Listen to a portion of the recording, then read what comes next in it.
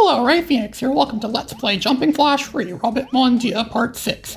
So now we're going to yet another level yet again. We're going somewhere to some random level I just chose because I always pick levels at random. And this time around, look, we're back on the film set again. It's the same set we're on earlier. But of course, this filmmaker guy really wants to accurately recreate the original Jumping Flash.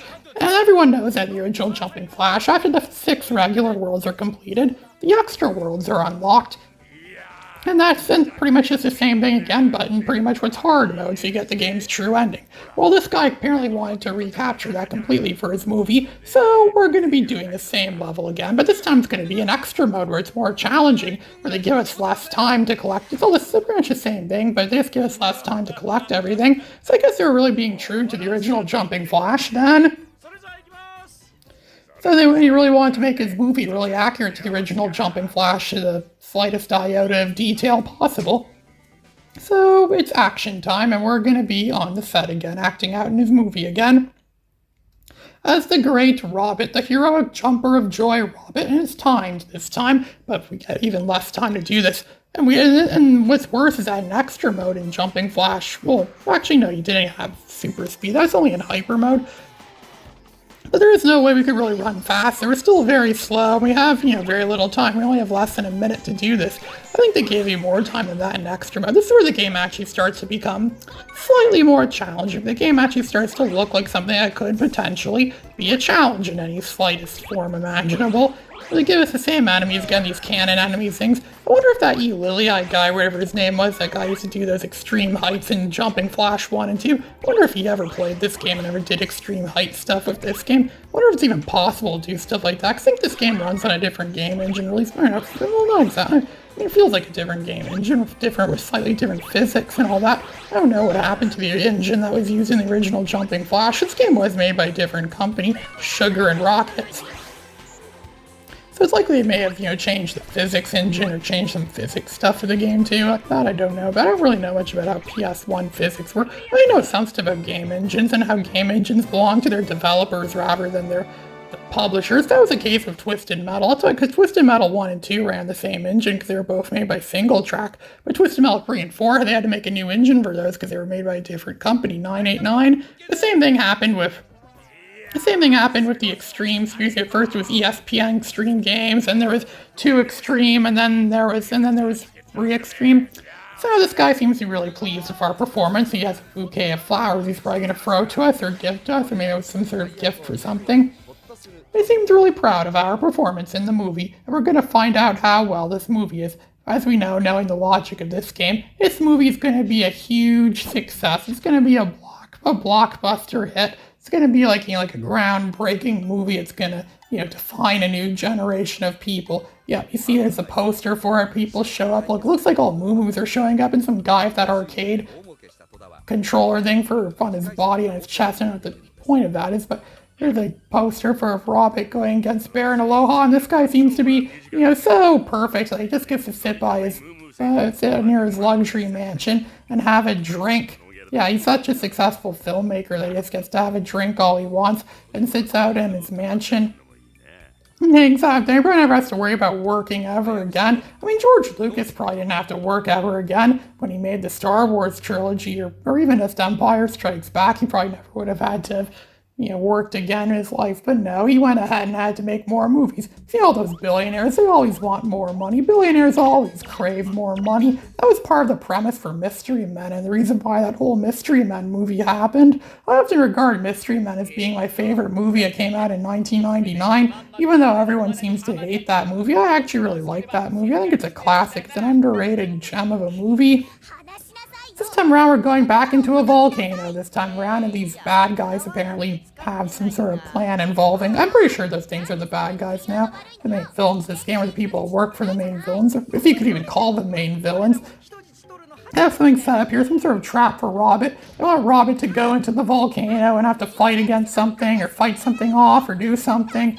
as per usual or something like that. I don't know. I have no idea what's happening right now. All I just know is there's a boss fight coming up. A volcano boss fight. It's quite obligatory for games like these to have boss fights in volcanoes or volcano levels where you have to fight against bosses of some kind. For some reason, Ashley has to activate another ape escape-like button, and then the boss is going to spawn in. Yet another boss. A boss that's actually kind of challenging, because I said this before, this is where the game actually starts to get actually challenging. That's where this game actually becomes more. This I actually consider this game to be a bit more challenging than the first two for this very reason, for what we're about to see. And to make matters worse, I'm doing all this on a keyboard. So we're playing some kind of sealed thing that can shoot out fire. He wears a hard hat. He looks like something from Mega Man Battle Network or something like that. I was never really into Mega Man Battle Network that much. They're just a bunch of RPGs that are somewhat based around Mega Man. I was never into that. I never liked the RPG genre at all. That's the reason why I don't like Earthbound at all. I just don't like that genre of game. I'd rather play Jumping Flash than any of that crap. That's why I never really cared much about Mega Man Battle Network. And apparently Mega Man Battle Network had a game on the GameCube that was supposed to be a platformer game like the classic Mega Mans, but they really messed up with that one big time. How could Capcom, it wasn't made by Capcom specifically, but still, how could Capcom allow for such a blunder like that to be made? I know, Capcom does have, people often regard Capcom as one of the greatest gaming companies ever, but despite that, Capcom does have its fair share of, duds and games that weren't really that great. Capcom has made some bad games before, kind of like, I know they made some, there was like Black Tiger, I think was one of them or something like that, and that game wasn't very good. And there was Varf, it's another game I wasn't really that big of a fan of. One kid in middle school thought the title of that game was absolutely disgusting because it was called Varf and it rhymes with something bad, so they hated it. And for that very reason, I think I'm about to get killed here. And this pretty much is jumping into the fire right now. No, look at that. I won by a slim margin. He's dead now. I just destroyed him. It's going to explode. Good thing his explosion isn't causing damage or anything like that. This will explode into what looks like a microwavable pizza you get at the grocery store. And there, he's been destroyed. Yeah, that's what someone said about, that's what Kumatora's Cake said about Philosoma for over 3 years ago when I did a Let's Play of Philosoma. And one of the thumbnails looked like the microwavable pizza, but it's actually the Philosoma embryo membrane. I think Philosoma was also made by the same people who made Jumping Flash, if I remember correctly. It was intended to be a series, but it never took off. Jumping Flash became more of a series than Philosoma ever did. And even Jumping Flash has been, abandoned by Sony these days. Even if Philosoma did become a series, Sony likely would have abandoned it eventually. Like they seem to like to do with all their franchises, except for the overly popular ones. So where are we going to next? Just gonna pick another random level. I'm not even gonna think about it, just pick a random level. A monkey could do this, could just randomly choose levels. There actually is a video about that though, of a chimp playing the Genesis version of Ms. Pac-Man. I thought a chimp would be able to play this game. So they're meeting that teenage girl again, I have no idea what her name is. This green alien thing, this green-skinned alien. It looks like something that came from, I don't know, the Andromeda Galaxy maybe, or something like that. Or whatever galaxy it's supposed to be. I don't even know where it's supposed to be. How far can Robbit travel through space anyways? Can he just travel infinitely through space or something like that? I wonder what he runs on anyways. Does he run on batteries? Does he run on solar energy? Does he run on fuel? I have no idea what he runs on. And she's just going on about more useless nonsense that has absolutely nothing to do with what we're about to do. All we know now is that there's this buttons, this ape escape-like buttons that you have to hit, and then it somehow makes fireworks spawn in the air, because there's some sort of fireworks show it's going to be on, like maybe there's some sort of holiday event going on. Again, it's a time of peace, so there's probably holiday events going on, where people can hit buttons and it will send fireworks into the sky. And it's time limited too. You have to get this under 3 minutes because people are that desperate for their fireworks show. And there's those flower enemies, those useless flower enemies. So I can't remember if they were in Jumping Flash 1, but I remember they were in Jumping Flash 2. Those things were pretty much useless. They could just be destroyed easy by Robbit jumping on them and shooting at them a bunch of times. Almost no enemies in Challenger Robbit. Same with the bosses, because bosses in Jumping Flash 1 and 2 are pretty much just big enemies. They're just the same as enemies, but they have a lot more health and they do a lot more things. The bosses in this game, I'll admit, most of the bosses in this game are a little bit more elaborate. Bosses in this game, they actually put more thought and effort into them. They're not just simply bigger enemies with more health. They actually are, like their own unique thing in this game, so I'll give them credit for that. This game wasn't completely lazy. There isn't complete total laziness in this game. They actually did try to, put something really good into this game, and I'll give them credit for that. This game isn't by no means bad. This actually is a pretty good game. I just wish this game could have got a North American release, and there could have been more good jumping flash games. But yeah, this game actually is pretty good. It's a lot better than a lot of other bad games that I've played on the PS1. Ways for sure, this game's a lot better than Pocket Moo Moo, or Pocket Moo, whatever it's called, which barely qualifies as a jumping flash game.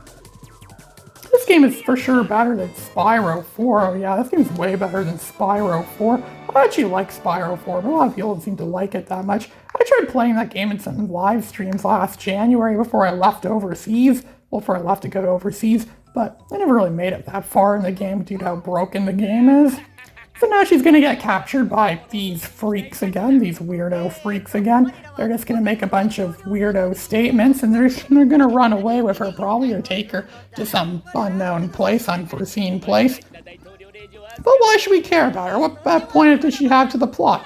She has nothing to do with the plot. We never really grew any kind of attachment to her at all. It's like the game's trying to make us feel some sort of emotional attachment to her getting captured, like what happens to Princess Peach in pretty much every Mario game since 1985. Getting captured in games is so cliche. It's such a cliche story. Mario's been doing it for years. And, still to this day, it's something that still happens. It's like a tradition that pretty much every single Mario game ever has to have Peach getting captured by Bowser or something like that. Now this game's trying to do it too. This game's trying to rip off that idea too. But does she deserve to be saved? That I have no idea. And quite frankly, I don't think anyone here really cares if she gets saved or not, because what point does this make? There's no real story of this game. This is Ray Phoenix signing out.